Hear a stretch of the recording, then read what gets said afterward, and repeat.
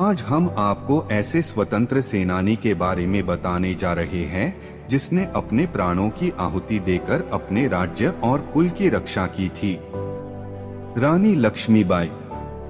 रानी लक्ष्मीबाई का जन्म 19 नवंबर 1828 को हुआ था। मृत्यु 18 जून 1858। मराठा शासित झांसी राज्य की रानी और 1857 की राज्य क्रांति की द्वितीय शहीद वीरांगना। प्रथम शहीद वीरांगना रानी अवंती बाई लोधी 20 मार्च 1858 थीं।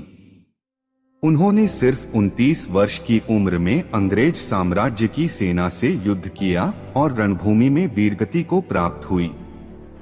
बताया जाता है कि सिर पर तलवार के वार से शहीद हुई थी लक्ष्मीबाई। लक्ष्मीबाई का जन्म वाराणसी में 19 नवंबर 1828 को हुआ था। उनका बचपन का नाम मणिकर्णिका था, लेकिन प्यार से उन्हें मनु कहा जाता था। उनकी मां का नाम भागीरथी बाई और पिता का नाम मोरोपंत तांबे था। मोरोपंत एक मराठी थे और मराठा बाजीराव की सेवा में थे। माता भागीरथी बाई एक सुसंस्कृत, बुद्धिमान और धर्मनिष्ठ स्वभाव की थी। तब उनकी मां की मृत्यु हो गई। क्योंकि घर में मनु की देखभाल के लिए कोई नहीं था, इसलिए पिता मनु को अपने साथ पेशवा बाजीराव द्वितीय के दरबार में ले जाने लगे, जहां चंचल और सुंदर मनु को सब लोग उसे प्यार से छबीली कहकर बुलाने लगे। मनु ने बचपन में शास्त्रों की शिक्षा के साथ शस्त्र की शिक्षा भी ली। सन 1842 में उनका विवाह झांसी के मराठा शासित राजा गंगाधर राव नेवालकर के साथ हुआ और वे झांसी की रानी बनी। विवाह के बाद उनका नाम लक्ष्मीबाई रखा गया। सितंबर 1851 में रानी लक्ष्मीबाई ने एक पुत्र को जन्म दिया, परंतु 4 महीने की उम्र में ही उसकी मृत्यु हो गई। सन 1853 में राजा गंगाधर राव का स्वास्थ्य बहुत अधिक बिगड़ जाने पर उन्हें दत्तक पुत्र लेने की सलाह दी गई।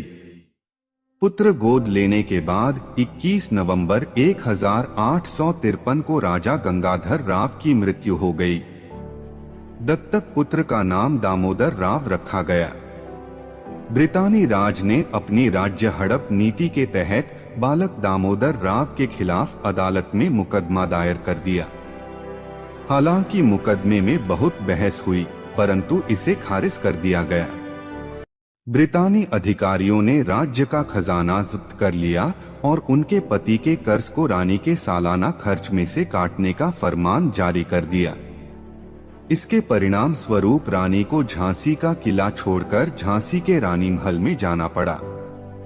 पर रानी लक्ष्मीबाई ने हिम्मत नहीं हारी और उन्होंने हर हाल में झांसी राज्य की रक्षा करने का निश्चय किया। 1857 के भारतीय स्वतंत्रता संग्राम के शहीदों को समर्पित भारत का डाक टिकट, जिसमें लक्ष्मीबाई का चित्र है। झांसी 1857 के संग्राम का एक प्रमुख केंद्र बन गया, जहां हिंसा भड़क उठी।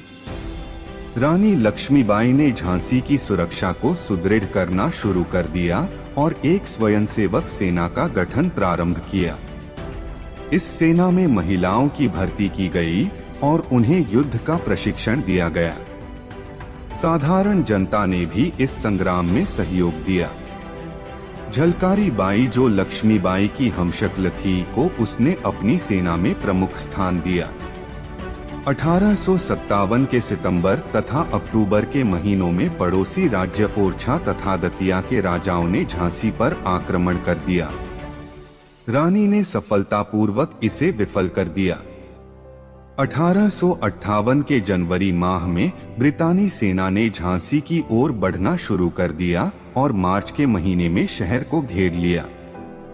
2 हफ्तों की लड़ाई के बाद ब्रितानी सेना ने शहर पर कब्जा कर लिया, परंतु रानी दामोदर राव के साथ अंग्रेजों से बचकर भाग निकलने में सफल हो गई। रानी झांसी से भागकर कालपी पहुंची और तात्या टोपे से मिली। तात्या टोपे और रानी की संयुक्त सेनाओं ने ग्वालियर के विद्रोही सैनिकों की मदद से ग्वालियर के एक किले पर कब्जा कर लिया। बाजीराव प्रथम के वंशज अली बहादुर द्वितीय ने भी रानी लक्ष्मीबाई का साथ दिया और रानी लक्ष्मीबाई ने उन्हें राखी भेजी थी, इसलिए वह भी इस युद्ध में उनके साथ शामिल हुए। 18 जून 1858 को ग्वालियर के पास कोटा की सराय में ब्रितानी सेना से लड़ते लड़ते रानी लक्ष्मीबाई की मृत्यु हो गई।